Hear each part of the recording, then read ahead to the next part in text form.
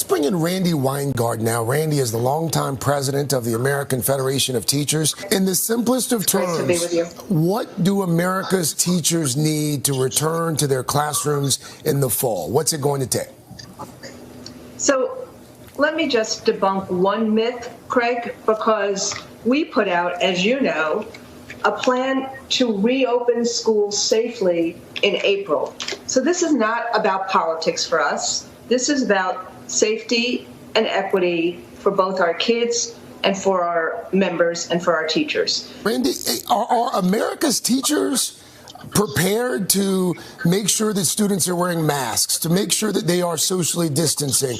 Are they prepared to make sure that all of these fourth graders and fifth graders are washing their hands? So great. This is why teachers are so amazing. They understand. They put routines together for everything, and we'll have to put a routine together, and we'll have to have some fun about washing hands, and we'll have to make those, we'll have to make those things happen.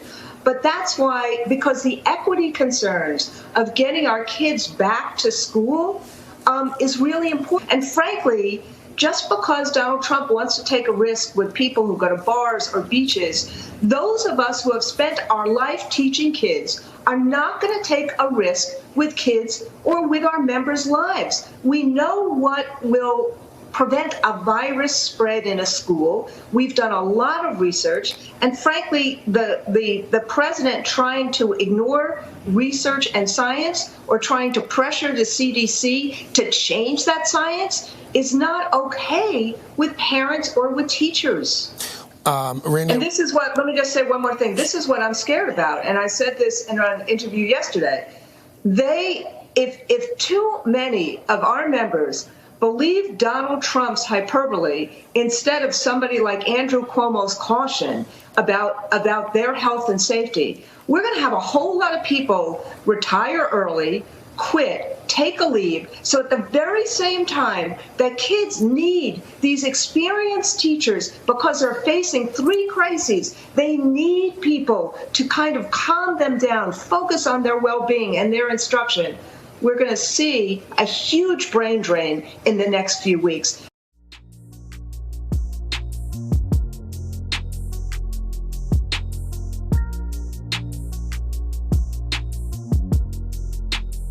Welcome to What's Left, a weekly political discussion challenging the mainstream left. We are online at what'sleftpodcast.com. You can find the link to our blog in the episode notes. Please subscribe, rate, review, turn on your notifications, share your favorite episode, and jot down our information wherever you find this episode. My name is Andy Libson. I'm a school teacher in Oakland and a socialist. Well, we're joined as usual with Jessica, teacher and organizer in Oregon. Eduardo will not be here. He's still in Colombia. But we are joined with a special guest here, Alex Gutentag, who is a former public school teacher in Oakland, who writes on the magazine Tablet, contributing editor to Compact, and writes on the Substack for public news. Is that correct? Yeah. Very good. Well, Alex, welcome. And I've actually heard a lot about you during the COVID time, so it's really great to have you here. Oh, thanks so much for having me. I'm glad to talk to you guys. For some reason, I missed that you're both teachers. But I feel like you told me, but I didn't absorb, it's fine. Land and I something. have to say too, for some reason, so both Eduardo and Andy are San Francisco area, like Bay Area based. Mm-hmm. And they have had this podcast for years, and I only joined as a co-host last year. And for some reason, I had it in my head that you all had connected, like back in 2020 or 2021, because I know there were not a whole lot of educators speaking up against the lockdowns and, kind of in this space. And so in my head, I was like, they must have connected at some point. Maybe you were on the show. I wish we had, but can I say something about that? Because honestly, I remember reading a lot of your stuff, Alex, and it was like, oh, this is great. Oh, this is a public school teacher in Oakland. And I was trying to stalk you, actually, trying to get your email address. But all I could find was Twitter, and I don't do Twitter. So I was helpless. I kept on looking for your email somewhere, and I think I found something that was connected to a magazine you had written. I sent something in. Hey, I'm a teacher in San Francisco, but they never got back to me. So then I just like I just yeah, I didn't make it super easy to contact me either, because on Twitter my DMs were closed for a long time because I just like got so much hate. I just, so it was probably my fault now. But now if people want to DM me, my DMs are open. Oh, well, I was just going to say this is a very special day for us because we're finally getting to meet you, and because it's Jessica's birthday today. So everyone who sees this episode, please say happy birthday to Jessica, even though it'll be a week and a half late. Happy birthday, Jessica. Thank you, Alex. Thank you, Andy. And Eduardo says happy birthday. Yes, I heard from Eduardo earlier today. Left me a very sweet message. All right. So Jessica, why don't you kind of get us started off?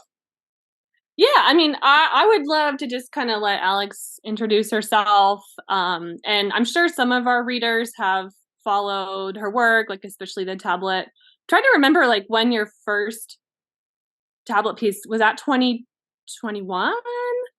My first tablet piece was must have been July 2021, but the first thing I wrote was in September 2020.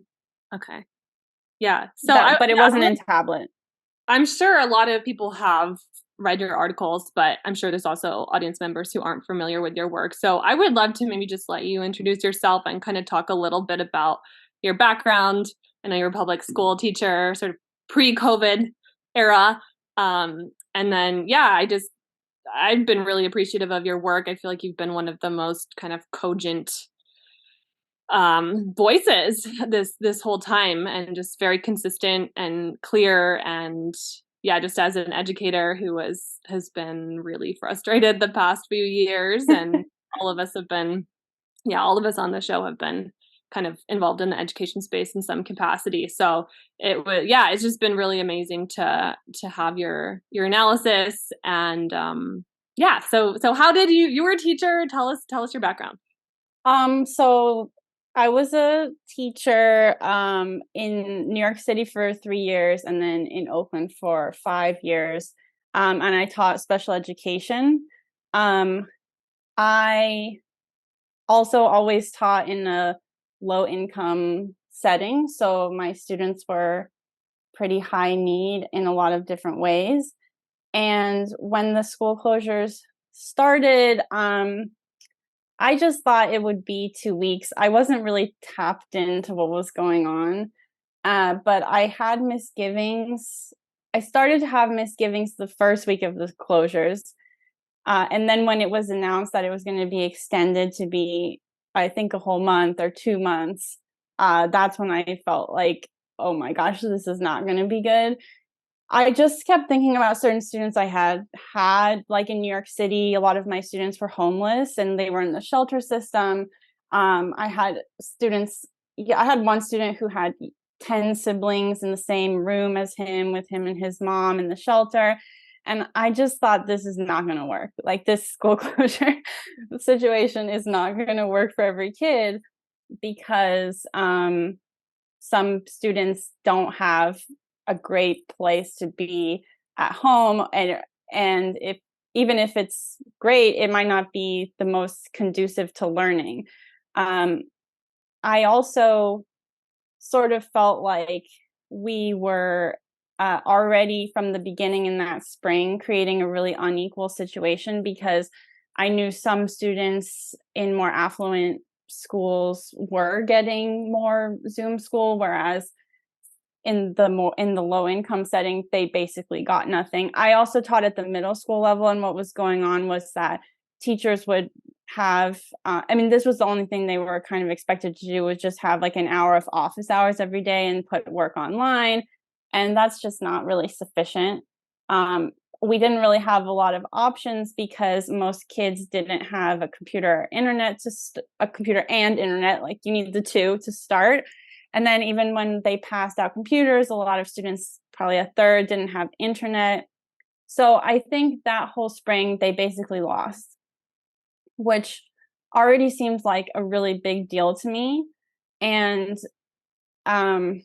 already made me quite upset.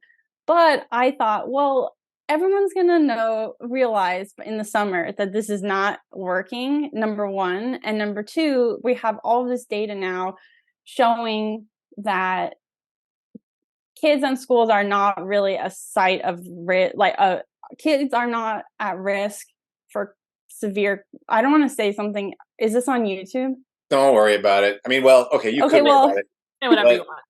You can say whatever. Actually, I'm not going to say anything about it because, well, anyways, the data would suggest that we could reopen schools for a variety of reasons, which won't be said because YouTube still censors stuff, and I don't want to get into it. But so that was my thinking going into the summer. And in the summer, if you remember, they were planning to reopen. There was going to be some kind of in-person plan, whether it was hybrid or whether it was different groups of kids at different times. And certainly they did plan on having the students with disabilities who are in the special day class, which is a separate setting for them, to come back. That was the plan. So I thought it was under control. This will be fine. And then something in July, like the cases started going, there was the cases. Oh my God, the cases. And they started backtracking that plan. And by must have been, by late July, it was clear that we were not going to go back in person. And my efforts to convince colleagues and my union that we should go back was just confined to talking to people and saying my position and like sending them things that I thought vindicated my position. And I just focused on the students with disabilities. I knew it would be very overwhelming for them to hear that I thought everybody should go back. So I just focused on my students and also potentially just the students with severe disabilities going back. That was kind of my pitch, and did not work at all. It was like very much fell on deaf ears.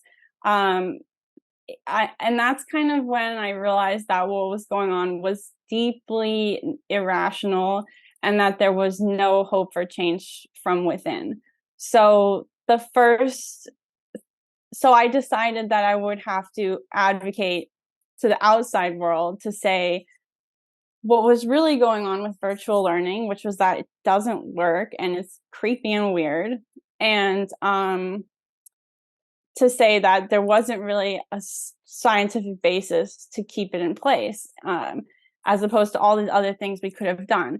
And I was really cognizant of the fact that we weren't trying to do anything about having kids in small groups outside or different workarounds. It was all about the tech and the online.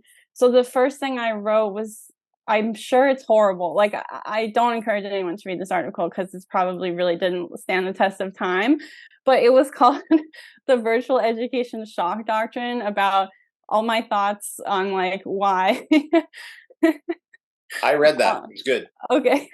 Why online learning was really backwards, and part of, a shift away from a shift to put kids more and more on tech and online. And I think that has happened because I think there's still a legacy now of the one-to-one computer model that's still going on, that's still kind of being pushed. It was being pushed before school closures, obviously happened a lot during the school closures, and now I think there's still residual. You guys would probably know. But that's how it started for me. That's what kicked everything off. And then I started tweeting a lot and writing more, and it just kind of snowballed out of my control and like became something much bigger. So you were teaching online for the first what long? Yeah, I was teaching online, and then I went back in the spring, in April, when they finally let us go back. And I mean, your most recent article that both me and Jessica has read was titled "How Teachers Union Broke Public Education," and your own disappointment in the teachers union position, and I think your colleagues' position, which I share. I share both like when we talked about going back, we were like, you're going to kill these kids. You want to kill their grandparents.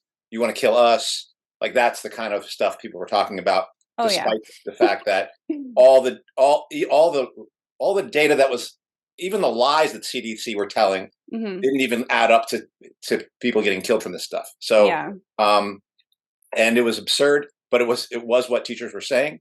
And like you said, I remember in San Francisco in July, people really beginning to gin the thing up of like, we've got to make sure we don't go back. Like, like no one goes back. So I do want to get into the elements of that article, how the unions broke public education, but I'd also like to hear, what was your journey? Like, I know I've gone on a long journey since that time of change, political change, and how I see education, how I see just the world. Can you trace some of those things that have happened since the start of COVID to where you are now? A little bit. I mean, it's so much. It's like I'm lost and disoriented. So I'm really bad at articulating. I feel like I haven't gone through the other end of this journey, But what I could say is I started on like very much on the left. I don't know. I guess you guys probably. I mean, I still think I'm on the left. I don't care if no one else thinks I'm on the left, or if the left is bad. I don't care how bad it is, and I don't care how much they reject me. I still feel like they're wrong and whatever. But I was also a union rep for 3 years. I was a rep when the school closure started. And I quit. At the end of that semester, I realized I definitely couldn't keep going. And there were some other reasons I couldn't stay a rep, because I just didn't want to, petty school stuff reasons. That seems so small now, but I was just like, this isn't worth it for me. But one of the reasons was because I knew they were going to organize to stay closed or do things like that, and I wasn't going to be able to do that. But I really loved the union. Like people were mad at that article, the union breaking education one, but I could tell them, no matter how much you think you like the teachers union, I swear I liked it more. And in my school, I don't know, I was a bit militant, I would say, about the union, about things being by the book, about advocating for teachers. I always was not on the side of the administration, not in a belligerent way, but that was definitely my vibe as a union rep. And we had been on strike the previous year. I had all kinds of things then to resolve with my administration. It wasn't like I was anti-union in any way. I was extremely pro-union, and I got in trouble for it, is all I'm saying. So it's really heartbreaking to then feel like, oh, I hate the teachers union. Like I can't think of a worse way this organization could be run. So I think that I can't say exactly where I am politically, but I think it's just a lot of disillusionment and starting from zero, where I feel like every single issue now I have to look at and really, really think it through, because I can't really go with what I thought before. I can't go with my knee-jerk reaction. It just has to be from scratch, because it's a really disorienting experience when you have a rule that you can kind of go by, like union good, and you realize that rule did not serve you, and that rule was wrong. It makes me feel now really hesitant to say this is my rule of how I evaluate things. So I'm not really sure where I am. And one last thing, and maybe Jessica, you have another question. I also assume that you had differences of opinion with your union on the mandates, on imposition of vaccine stuff, and PCR testing. I'm kind of assuming that wasn't talked about as much in your article. Yeah, but I was gone by that time because I left after the spring semester of 2021. So once that stuff was going on, I'm against it, but I don't have the same emotional response because I didn't live it. Yeah. Well, I was going to ask kind of if you want to dig into the article a little bit more, or Andy, do you have more sort of general questions? I didn't want to jump the gun. Not so much general questions. I think, yeah, let's go into the article because I would love to just talk about the union stuff in general because I would love to talk about it too, to be honest. Yeah, yeah, and I mean, I also just want to say, I mean, we kind of put you on the spot there in terms of like your politics, but I think, I mean, even just the name of our show, like What's Left. I mean, I think we're all in that similar space of like just kind of reeling of like, whoa, Yeah. the last couple of years have been such a ride. Yeah. So yeah, I think a lot of people share that sentiment of just like, I'm not really sure where I am. Yeah. Yeah. So yeah, let's jump into this article, and we'll link all of your stuff below. Definitely encourage people to check it out. But yeah, I mean, I think this was just a really clear and like concise kind of overview of how much blame, really, I mean, the teachers union should on the national scale like has in this. So do you want to kind of introduce like what sparked the article? Obviously, like everything we just talked about, but especially like now I mean, I know this is a couple months old, but like in 2023, yeah, like how did this piece emerge? Well, I was thinking of writing something when Randy Weingarten testified before Congress about school closures. I guess it must have been the coronavirus subcommittee where she was speaking. But I didn't. And then the Oakland strike happened, and I then was like, I'll just write it. So, but in a larger sense, I do think when I wrote the first thing I wrote about schools in September 2020, I didn't blame the teachers or the teachers union at all because that was very uncomfortable to me. And so what I was saying was blaming like Gavin Newsom and the tech companies. And I think Gavin Newsom should be blamed, and our politicians and public health officials should be blamed. But there was also on the ground active effort of the union and teachers to keep schools closed. And that feels like not right to kind of dismiss that part of the story because it doesn't feel good. And I think in the meantime, I had also written a couple more articles about the school closures that were just about what happened in science. And it was always kind of like, oh, people should be held responsible, whoever it is. I'm not going to say, but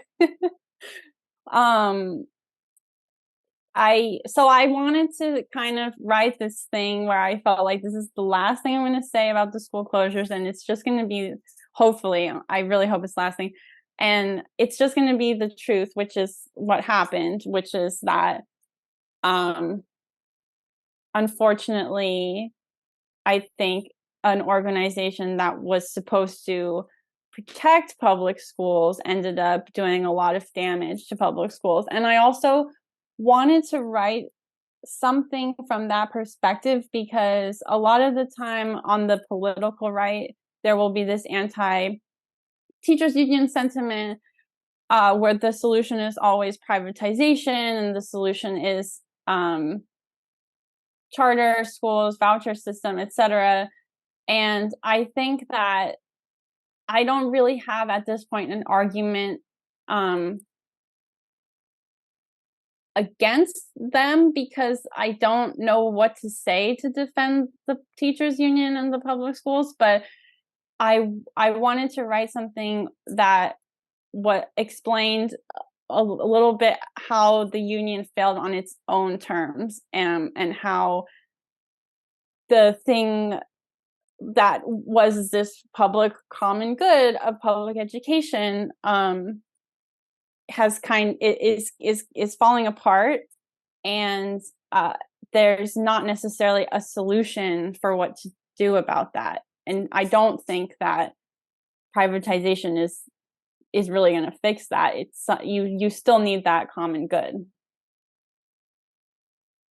Yeah, I'm sure people feel a lot like, what's your solution then if you're not for, the public education system and the union in the way that they are right now, and you're not for privatization? I don't know. People have asked me that question. Similar critiques. It's like, I guess homeschool, co-op, burn down the system or what? But then, as your article mentions several times, right? It's like with any model, like who gets the short end of the stick every single time, right? It's always the marginalized communities that the public educators and unions purport to be for, to be fighting for under the whole social justice guise. And yet, they're in every scenario, right? Like whether you leave the system, go private or try to go private, or, to stick it out. And I'm sure, Andy, do you want to say a little bit about your job switch? Because I feel like you're now is it a charter school? Yeah. I should know. Yeah. It is a charter school that you're at now. Yeah. I mean, there is stuff. For me, I no longer make a distinction between public, private, charter. It's all, in my opinion, institutionalized education. It's all a head-fixing operation. And I think I was wrong as a person who believes that capitalism, from my vantage point as a socialist who thinks capitalism's got to go, there's nothing to defend in public education because it's an institution of capitalism to essentially prepare workers for exploitation and get their minds right around that question. And that's what I think it is. And that was my 20 years as an educator. I'm sure I have great relationships with my students, but that was my job, and so I no longer believe that institutionalized education has any role to play other than a bad one. And I think the public teachers unions, well, I do think that they were collaborators in this process. And John Kleisik has written a series of articles, or at least one or two articles, talking about how the presidents of NEAFT were literally sitting on boards with Belinda Gates and all these tech people, basically wanting to be part of the discussion about the whole way tech was going to be brought into education and how tech was going to be brought into the workforce. They just wanted a place at the table, and because of that, they are collaborators in this process of, in my opinion, of the fourth industrial revolution. I also will not just blame unions. I will blame teachers as workers for going along with that, because all these, there were strikes in Chicago and strikes, the red wave that was happening. And the teachers in Chicago were saying, we're doing this strike. This was the one before the one you noted, where they were trying to keep schools, trying to stop schools from being opened, and trying to make sure that people were staying remote. But there was an earlier set of strikes where they thought of themselves as building links with the community through their strike and taking up some of their issues. And I personally think that even in that one, they kind of abandoned things early and abandoned that. But once you took the line of, we have to keep people safe through COVID and stuff like that, you were literally you were taking the position of the state, the position of the corporations against other working class families. And that's the position teachers unions took, and that's the position teachers took. And it was disgusting to me. And I could not, just on a basic level, everything I knew about education was about relationships that you build with students. Yep. And they were accepting that those relationships were going to get broken. And they were trying to gaslight me and themselves that you could form a relationship in these little boxes up here. And I knew that for a fact because I experienced it for those 2 months after, at the end of that year, and then for the rest of that year. And it was my worst experience ever in teaching. Yeah, I mean, I mean, the thing, like the relationship, I mean, the whole thing was so crazy. It's just crazy to think back, because the people who knew about the importance of relationships would, like you said, gaslight us into acting like you could do that on the boxes on the screen and stuff. And it was horrible. I mean, they also did this thing. I don't know if they did this where you worked, but they did this thing like where they kind of pretended that that this type of learning was like social justice related, because kids could go at their own pace, so it was personalized. Did they do that where you guys were They teaching at did, the time? and that is the language of ed tech and AI. Yeah. That is what the argument around the AI introduction of education is it's going to be individualized education, because everyone's going to have a little cruise teacher who can teach them, who's electronic, like a coach, and then Yeah. And the camera on the computer will track your eye movements exactly to see what you understand. So and that language was conscious, because this is the language that was being used by the tech companies, and Randy Weingarten and NEA and AFT and everyone down the ladder was just signing on to that, and we were literally signing on for the elimination of our jobs. Yeah, exactly. And at the time, that was really stood out to me, because we had been on strike the year before. So I knew the way that the strike works is the kids don't show up, and then the district doesn't get the money, and then they have to negotiate. So if we're doing this thing where attendance is just you logging into the computer, how are we ever going to have the leverage to go on strike again? Yeah, like where's the picket line on Zoom? Like what? Yeah. And Oakland School District looked into this during this last strike, and it's on the horizon of remote teachers from other parts of the country who are going to be scabs, or called scabs. But frankly, at this point, we scabbed ourselves. Yeah. We literally created the infrastructure to allow them to kill every one of our work actions. Yeah. Yeah, I guess I'm the only one here who's still teaching in a public institution of some kind. So I don't know if I said, Alex, like, so I'm a college professor, so I teach. I mean, higher ed's like a little bit different in terms of some of the stuff, but I mean, fundamentally not really.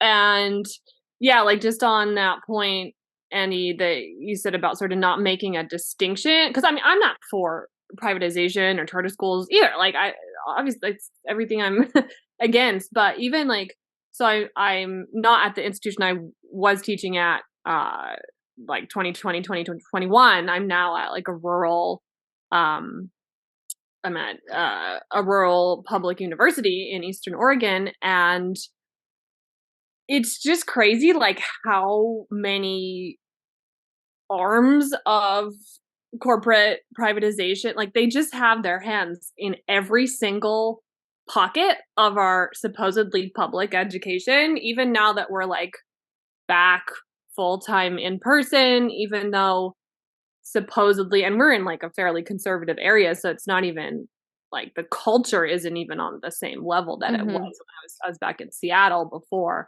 But yeah, I mean, like it's not private. Like there's just all the money's going to apps. It's going to third party people monitoring shit like on Instructure and Canvas and all of the learning management systems, and like everything's becoming more like self-paced.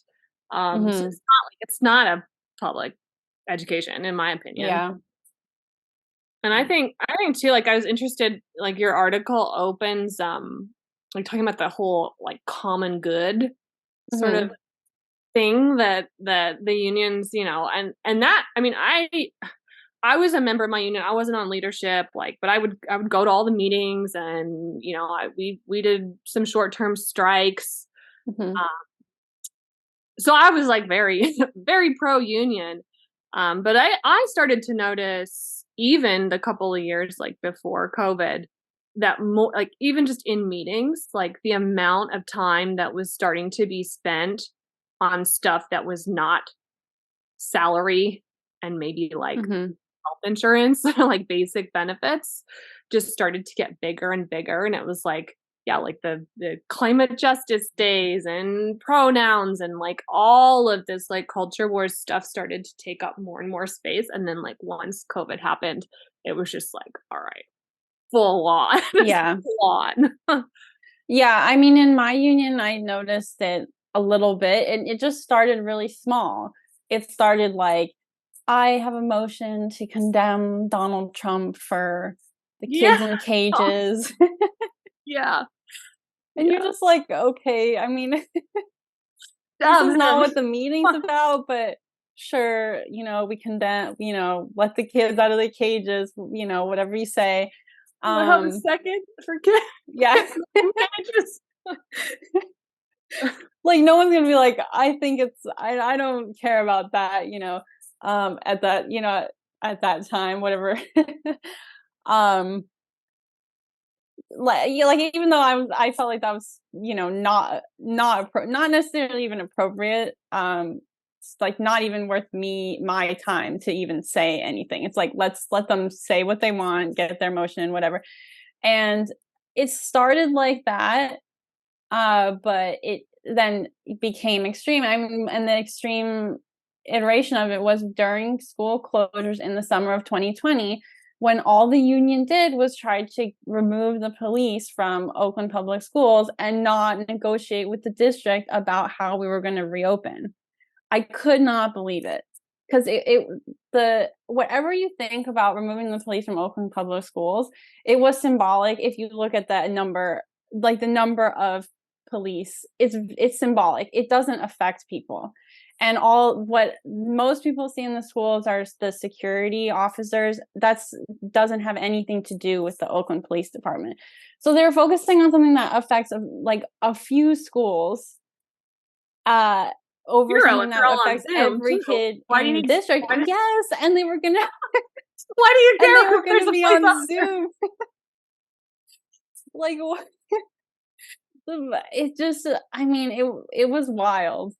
It was just the clearest example of choosing to virtue signal about something or make yourself feel good, versus address a major educational question. It was very frustrating. Yeah, in my impression, the thing you said in your article that I definitely really resonated with me is the growing synchronicity between unions and all union struggles and the Democratic Party. Yeah. And I found that I do feel like a lot of that, while it had that kind of radical language to it, and as a person who knows this because of my past and what I know about revolutions in Russia and Spain, the idea of economic struggles becoming not just economic struggles but political struggles, and that is usually that's really what makes revolutionary moments happen.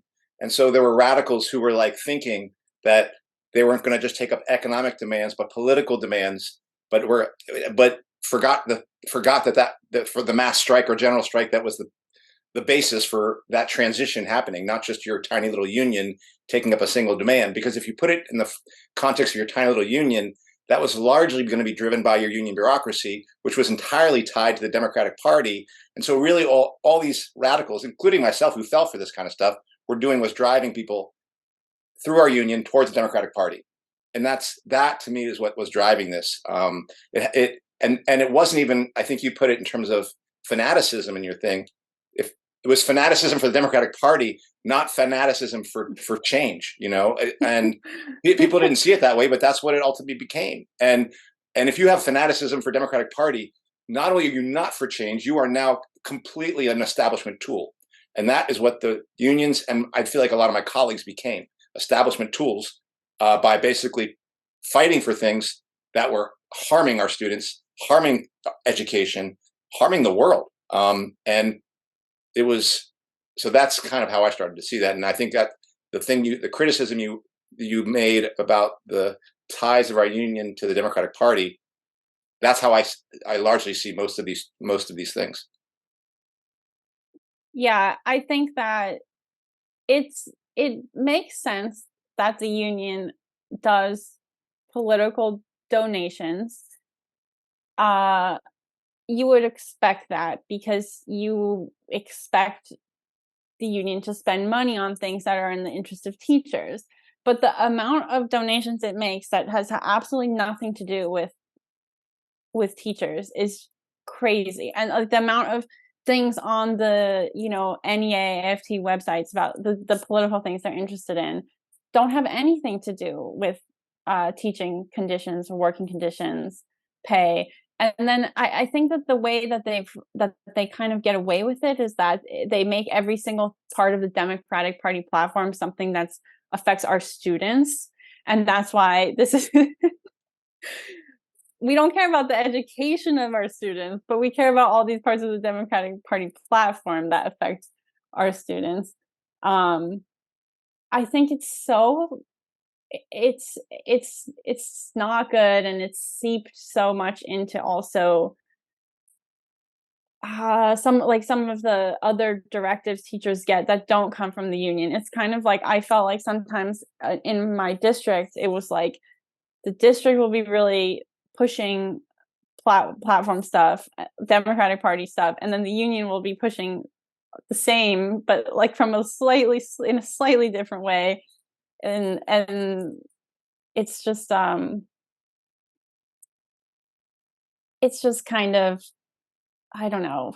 It's sad. It's sad how much it has become about ideology. And when we were online, I don't know if you guys had the same experience, but one thing I noticed was that I never got instructions from my school to like tell kids about some political thing going on in the moment before we were online. And then when when we were online, it was like every time something would happen in the news, I would get a slideshow that another teacher made or something about like what to tell our students about it. And I thought that was so that made it so clear that we are forsaking the actual education of the kids for political indoctrination, because we couldn't really teach them online. So it was like, you listen to my slideshow about like how great it is that the coronavirus vaccine is ready and how horrible it is that there was a coup at the Capitol, like all this stuff. And there's that quote from the UTLA president where she said, there's no such thing as learning loss. Learning loss is not real. Our kids didn't lose anything. Our babies, I think she said, our babies didn't lose anything because they learned the word insurrection. She said it doesn't matter if our babies didn't learn all their times tables or something like that. It was God. Yeah. It's just really disappointing. And you just think, why did I ever think this person was good? Because I think she talked at our strike in 2019 and I was like, she's cool. That was a great speech. And now I just think, why did I think that this person does not know anything? But yeah, I mean, the way I've come to see it is they are dedicated to the preservation, not just of the establishment, but of the trade union apparatus. They are not dedicated towards anything other than that. And they can talk about, and in their mind, preserving the apparatus is synonymous with preserving public education. Yeah. And I actually, increasingly, and this was when I was part of a reform caucus, when me and some set of us colleagues were getting more and more kind of like lefty, and we were called ultra left, is I came to really see that we had to get out of all of that. Like we were saying, UESF has to get out of NEA, AFT, CFT, CTA, and even we didn't even think we needed we wouldn't want a full-time union apparatus. Like our dues should just go towards a strike fund and that's it. And beyond that, there's no reason to have anything there. And I believe that at least that. At this point, I think the apparatus of a union has really only the effect of conservatizing its members and playing into their worst instincts that the union is the apparatus, not themselves. Yeah. And I'll just say this. The thing your article didn't really talk about, which is something I believe, is I don't think we just have a union problem. I think we have a worker problem. And that is Right. teachers who conceive of the union as something that's not them. And the union facilitates that. But I mean, there's just an immense amount of willingness to let somebody else do the job of trying to make change. And that will never work. And people, all these history teachers who talk about these struggles that people are part of, they teach about it, but they don't seem to want to draw on the lesson. Like, these were people making history. It wasn't bureaucracies. And so they just want the bureaucracy somehow to liberate us. And that was never going to happen. It was always going to be a trap. Yeah, I think I think one thing I've thought about a lot is I just think the teachers are kind of rule followers and they like rules. And so that made them really prone to go along with all the COVID stuff, and also makes them less politically active. I mean, they'll think of themselves as politically active because they'll do the right things that they're supposed to do, that they're told to do, is like this is the new current thing, but in terms of what you're saying, like the teachers recognizing their political role in the union, that they make up the union. Yeah, I think that was a struggle before the school closures, to get people to realize that, when I was part of organizing things. So I definitely know what you're talking about. And I think it's just a profession that is a lot of the time for people about, it's about socializing kids, and you have to teach them norms. And so a lot of the people attracted to it are really into norms, and they thrived in an environment that was heavily rule based. And that's why people remember their teacher who was like a little more interesting or a little out there, because all their other teachers were rule based kinds of people. What's wrong with us? What? What's wrong with us? I really agree with that. It is ultimately why, while I can form relationships with students and parents in these institutions, in the same way that I've come to believe that there's no way that we can make any revolutionary change through this tech, I don't believe. I used to think that public education unions, in their strikes, and possibly even in the spreading of their strikes, could be part of a social transformation within a city and within the country and then within the world. We certainly know in Oaxaca, those teachers did some amazing things, in terms of the willingness to fight for education just for the poorest people. So it's not like it seems like it's kind of possible, but there's an ossification that has occurred in this country that at this point, I just want the apparatus gone, and these teachers are going to have to just figure it on their own how to fight for the interests of those and those around them. And I don't think we can do it within these institutions because of what you just said, which is we are head fixers, and our heads have been fixed. We had to get a credential that proved to our employer that our heads were fixed enough to do that willingly to somebody else. Yeah. Yeah. I totally agree with your assessment. I mean, in the university system, it's almost like a stereotype of even these older generation, tenured professors who do have, maybe a better salary, and they have tenure, so they have more protection in terms of politics and research and stuff like that. But it just, at least what I've witnessed, is it's just this cyclical thing of they go through the motions, they follow all the rules of whatever Roberts or what unions, and they sometimes put down this record of dissent or whatever on certain issues, but ultimately they're never really willing to actually stick their neck out.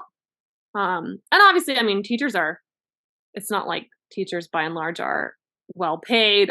We're all being exploited in our own ways, but it still was shocking to me. Like, even knowing all of that, it still was shocking to me to see just how much they fell in line the past couple of years.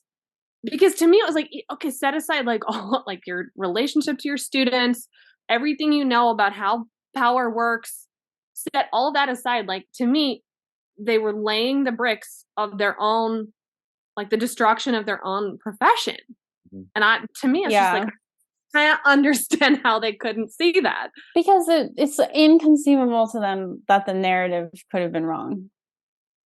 Yeah. Like, they just couldn't process that concept. I mean, I think that's literally what it comes down to. Like, how could MSNBC tell me something that was wrong? It just could not register. Like, it just was such a foreign idea. That it was like telling.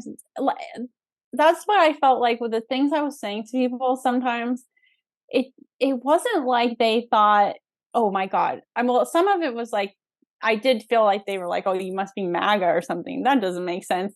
But it was mostly like, you're on drugs. Like, that was what I felt like on their face. Like, are you tripping? Like, what are you saying? This is so not in my reality. It's not in their reality that the New York Times would say something that was wrong, you know? So I think there was an incredible amount of cognitive dissonance. I think a lot of the teachers I was, would be in meetings with I think they were suffering a lot psychologically. And I think they had a lot of cognitive dissonance. I think they still have it. I think some of the things that they did was to try to resolve that cognitive dissonance, like in Oakland, it must have been last year, 2022, they had some sort of like student strike that was obviously organized by the union. And the union, I can't remember the details, but it was to get N95s. Yeah. It was like, it was like they got the message, they got the signal from CNN or something that cloth masks don't work or whatever. So they decided that means we need N95s. So they couldn't think through, okay, well, we've been wearing, these like Paw Patrol cloth masks and nobody died in front of me, so I guess it's fine to remove the mask. No, they thought, no, now we must get N95s because they couldn't. It was as though they would do anything other than to confront the fact that they had been told and had participated in a lie. Had to just keep going and digging. Yeah, I this is a little bit of a segue, but I think it relates, just like how your article brought up parents too, because that's what, being in the higher ed system, obviously, like, we don't really deal a whole lot with parents, but I think that's such an important point that you made about sort of like, whatever, like, if you're fighting for public education, you're fighting for students, you're fighting for workers, by and large, like, you have to have the parents on your side. And the fact that especially in, some of the communities that it sounds like you were working, I know like Eduardo was, specifically working with like low income Latino, parents in the mission, like those sorts of populations, the fact that like there was this divide between educators and families is just so, it was never gonna work. Like, if the families aren't buying in to your worker struggle or your social justice struggle, something's off. Right? I felt so bad because we had just the previous year asked the parents to support us in the strike, and they kept their kids home. Right. I was like, this is such a slap in the face. Yeah. And I felt so bad because during the strike, I had personally asked a lot of the classified workers to join the picket line and not go in.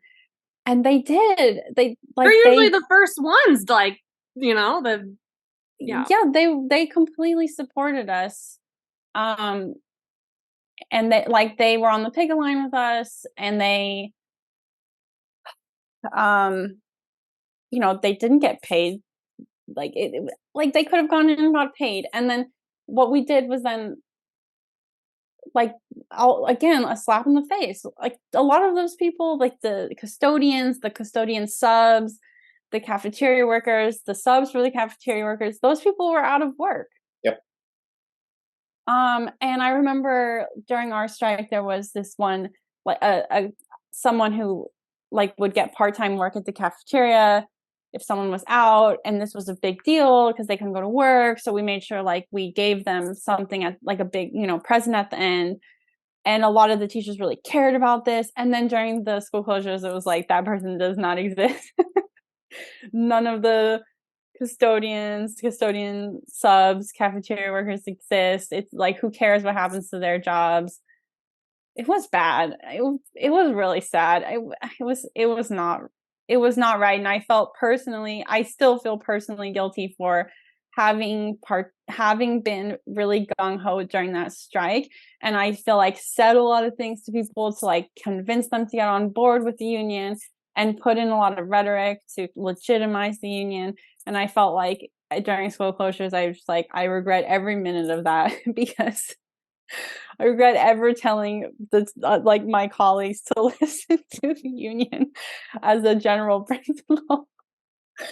Like, it would have been better if I hadn't said that, but whatever. Well, did you say, oh, the union wants you to do this, or did you say, hey, you talked with folks about why, at least at that time? Because I remember going to Skyline from San Francisco to join a picket line over in Skyline. And it seemed like what I saw people doing were like talking to businesses and then talking to the classified about, hey, why you should join us. Now they were saying the union, but they were saying us, like those of us who are on that struggle. I still believe in that. But I don't believe that the institutions that we were part of were believing in that. Yeah, I still believe in that. I just think it would have been nice if what we said about like this kind of solidarity messaging had been true. Yeah. If it had been a two-way street, that would have been nice. I mean, it was just our students' parents are essential workers. So we're having our work from home pajama lifestyle being upheld by our students' parents, and then we refuse to actually teach them. I mean, I don't know. I really struggle now.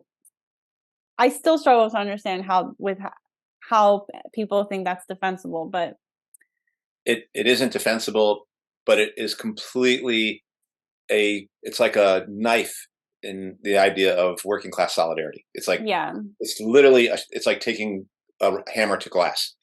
I mean, they really showed, we think we're professional class.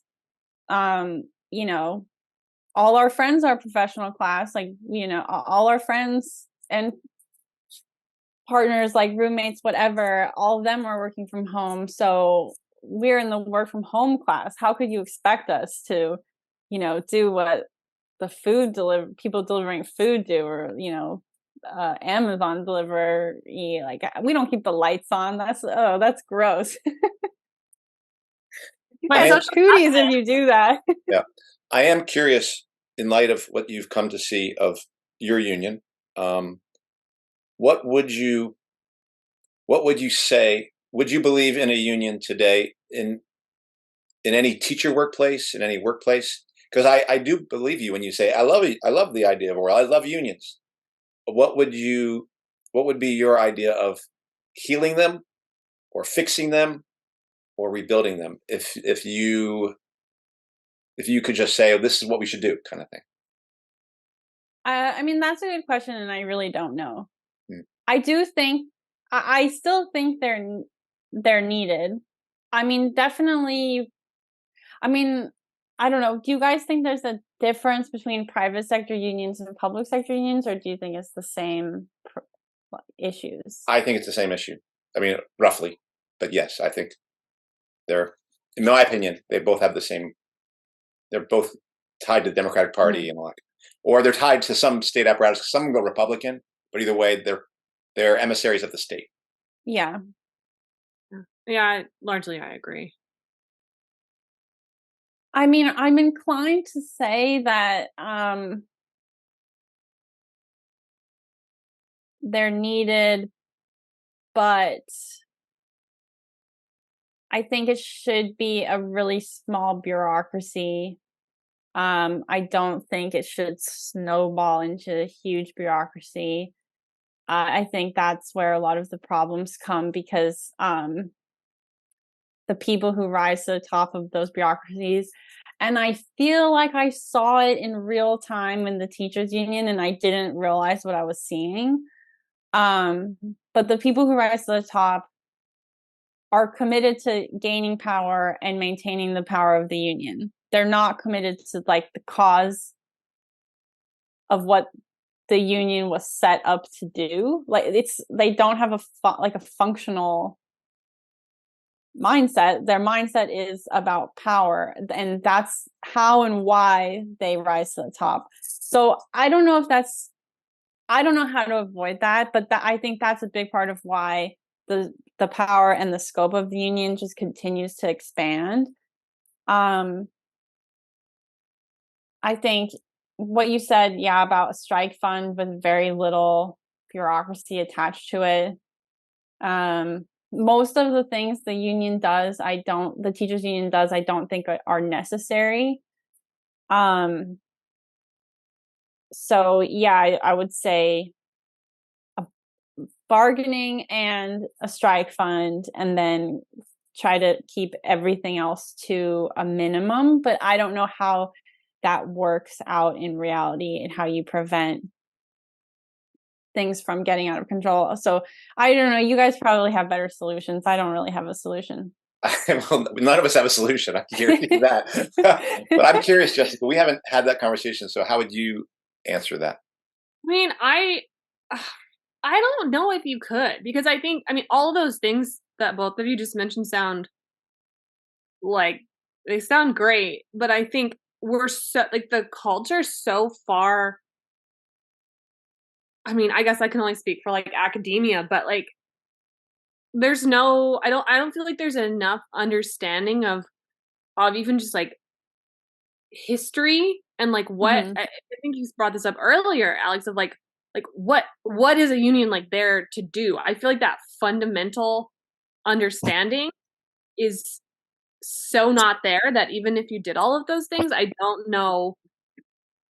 I just don't know how it would work. I mean, obviously the money, like draining all of this, money, especially sort of in the upper echelons, and when you look at like the national level and like all of the political overlap and like the pharmaceutical overlap, and that came up in an article. I mean, that's huge, but even if you strip it down to just like a relatively non-hierarchical structure of some kind, like I don't know. I just feel like the teacher's loyalty. I don't know. I mean, maybe it's just like my betrayal, like betrayed by my colleagues. And I mean, I think it's relevant too. Like, I mean, we have been pretty gloom and doom this whole time, but like you say like in the article, and I really appreciated this, right? Despite the fact that the unions extorted $190 billion in emergency COVID funds from taxpayers, union leaders insist that public schools are failing simply because they do not have enough funding. However, basic academic gaps do not require billions of dollars in societal transformation to be addressed. There's evidence that simple curricular changes, for example, can vastly improve student literacy. I mean, it's funny to read, but like, I feel like there's this whole kind of scam being run where they're basically like, we cannot teach anyone to read until you give us unload the treasury, restructure society. Yeah. And this is baked in. Trump needs to be behind bars before we can teach a sixth grader to read. Like, it's like become so ingrained and baked in, like, to a lot of the mentality, that it feels like sometimes, I mean, I think it's very counterproductive to accomplishing the goals of a school, the goals of teachers. But I would say there's a fairly long history of people who are essentially protectors of the state, whether it be prison unions or police, of them extorting that same state and saying, give us this or we're going to stop doing our thing. We're going to stop working for you. And that's now how I see that. Teachers are essentially, they put it in terms of curriculum or education, but really I do believe the ruling class knows, at least for now, until they build a broader AI apparatus, they do need these humans to keep other workers in line and train the next generation of workers to stay in line. So I do believe they know that. I just don't think teachers they haven't understood that they are just literally emissaries of these autocratic institutions. And they think of themselves as liberating students within their classroom, but they're actually jailing them intellectually. And then they think about, this it's the school to prison pipeline, as if they're like, we're going to stop that.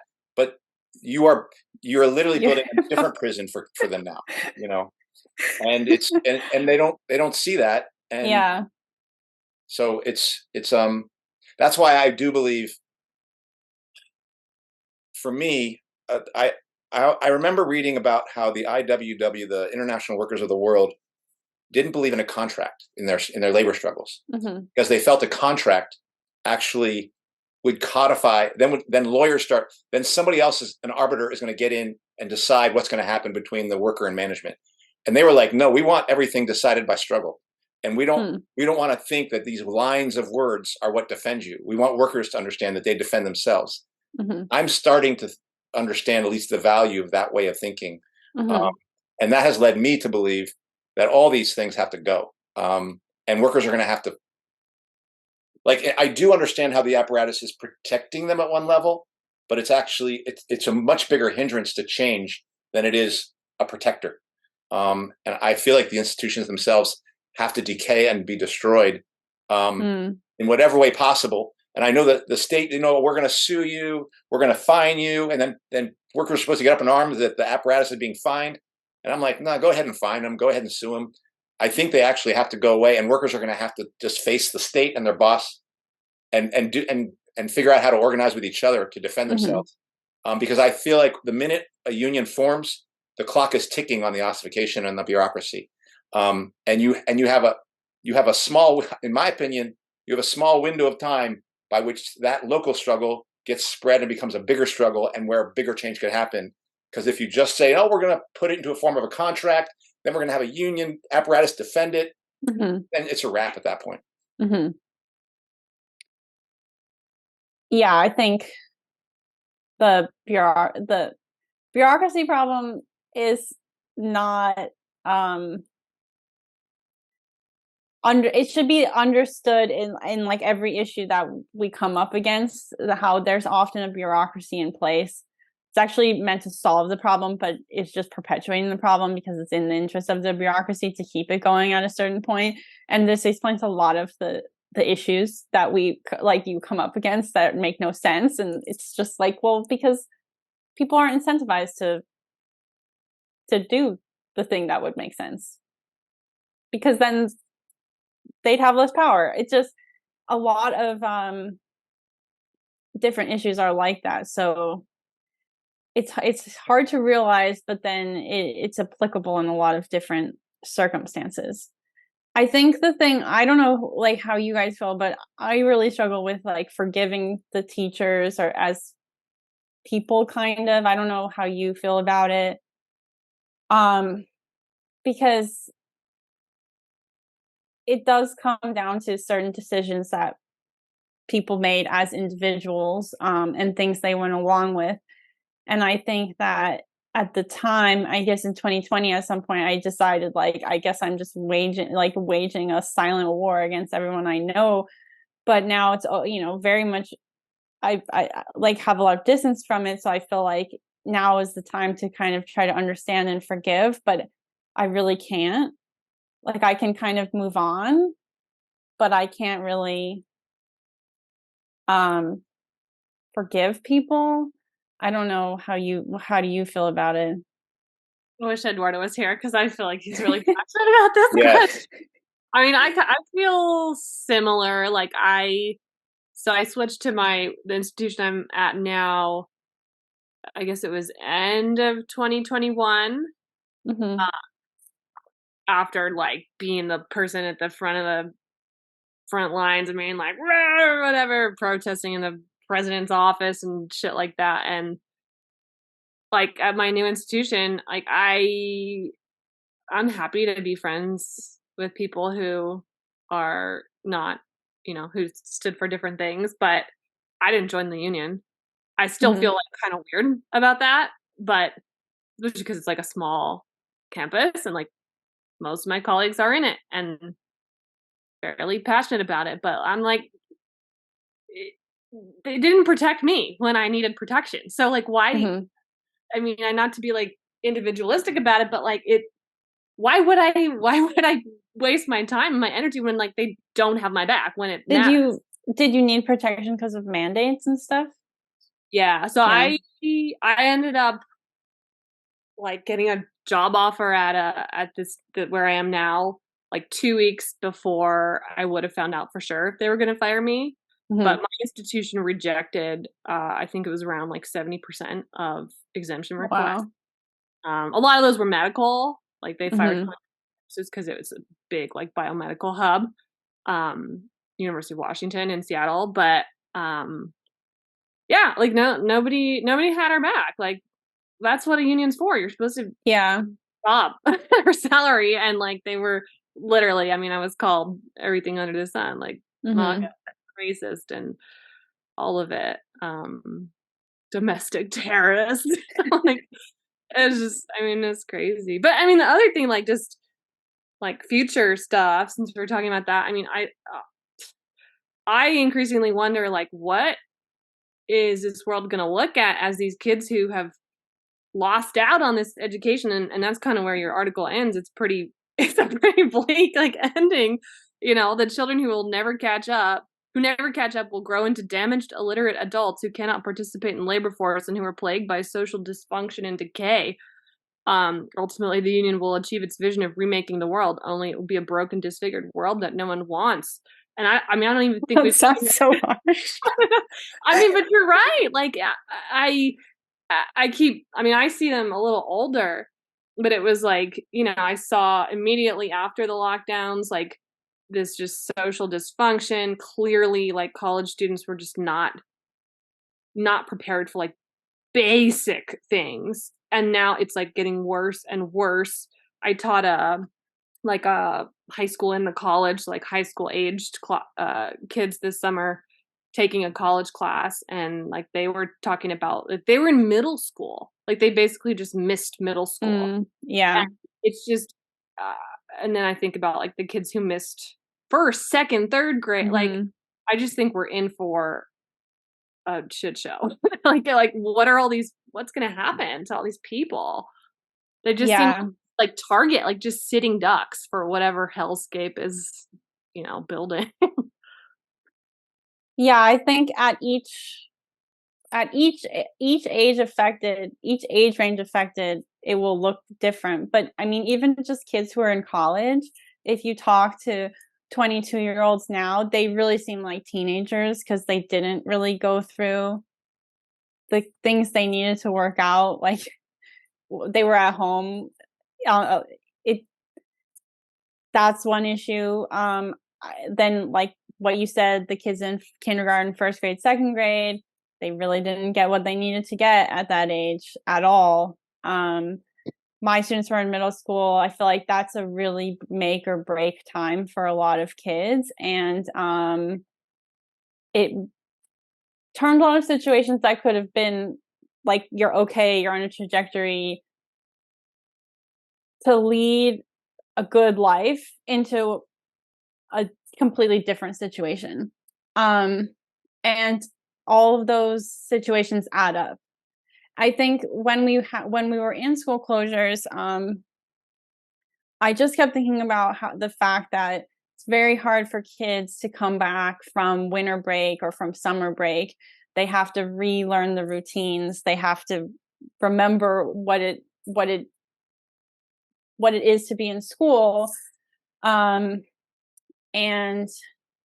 the longer the time away, the harder it is to get back into the routine. So a lot of the kids that then has to get back into that routine, which if you're not in, creates a huge barrier to your learning. They didn't get back in. And you can see that from the chronic absence numbers, which are huge, which went up in 2021.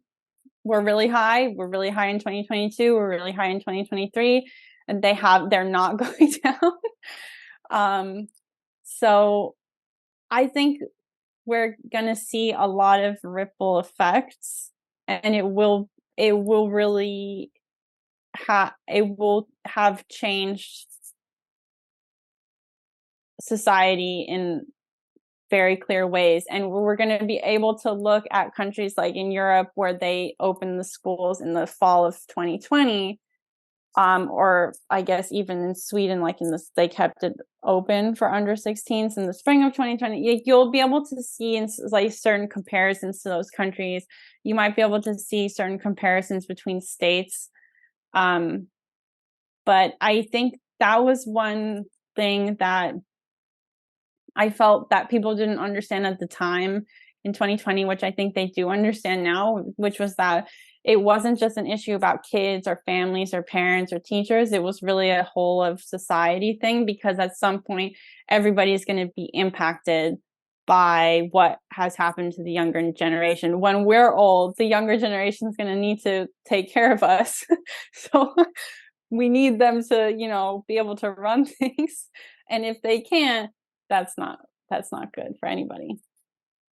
Yeah. I guess one question I have for you then is, now in some ways one could see that these last 2 or 3 years was, okay, things weren't good before it, but there was a blip of just utter destruction that happened in a 2 or 3 year period, and then maybe a somewhat return to normal. That's one way of looking at it, and that we're just going to have the ripple of those 2 or 3 year bad years that will just kind of can carry on in a kind of ripple effect or something like that. But a term that's often come up on our show is the term controlled demolition. Controlled demolition of the economy, controlled demolition of our institutions, controlled demolition of education. That actually these events are detonators for a much larger, more pernicious plan. And that we're just at the beginning of how ugly this is going to get, not because of just the ripple effect of the last 2-3 years, but that was sort of the starting gun for a whole section of changes that our rulers want to make in the world. And most of them, I think, that we've talked about are seen through the lens of tech and data collection and the internet and AI and all those sorts of things. How would you say you see this? Do you would you see it more as like we'll never recover from those bad years, or do you see it more like, okay, that was just the start of a very bad, pernicious, and evil plan? I think it was the start of something. I mean, I guess I think there's always a possibility that we could reverse course. Yes. Yeah. I don't think we are reversing course right now. I think we're in a like pretend nothing ever happened kind of phase. It's this I feel like it's very eerie, because it's kind of like when everything was over, it felt like people acted like nothing ever happened. It's like, weren't you trying to like kill unvaccinated people like a week ago? It's just this like, so it's very eerie. It's kind of eerie to me. But I do think it's possible to reverse course, but I would say, yeah, I don't think it was just this bad few years and now we're going to go back to normal and everything. I think things have really changed, and I think we're on the road to keep changing. I think that at the time, a lot of the things they were doing felt like it would be permanent. Like they're going to just have vaccine passes forever. Like we're going to have permanent masking every winter, whatever. And someone said to me, I don't think it's permanent. I think it's just to destroy things just enough to get enough done, so to accomplish something. Yeah. And I think that's exactly what happened. And I think it's really difficult in the moment to figure out what's going on. And right now we're in the moment of this lull, so it's hard in this moment to figure out what that lull kind of means. And I think that I'm not sure how much. I personally don't really know what to do about it, because I feel like for myself, I'd really like to move on. I feel like I did my bit and I'm kind of done, and like COVID-19 is not my problem. And I just want it to be over. But then I also feel like I don't want to forget, because I feel like your mind is very vulnerable. That was a big lesson from this period. Everyone's mind is very vulnerable, and like guarding your mind is really important. So I feel like for me, it's about striking a healthy balance between moving on and remembering. Because I do think that we're in something new now, and it will play, like you said, it's the beginning. And I really liked what you said. Everyone's mind is vulnerable, and you're including yourself, and I would include myself. And I think I've seen so many people who I respect go a particular way that I do believe my own head can get turned. And I really do believe what you're saying is you have to be vigilant right now to not get turned in a way that's, again, turning yourself against your own interests is what happened to people. But I think that sort of humility is really necessary, because we are dealing with a powerful thing. Yeah, it's very powerful, and it is, I feel like, affected all areas of life. It's affected every person in my life. It's affected every relationship in my life. Yeah. It's seeped into everything. So you shouldn't underestimate it. Yeah.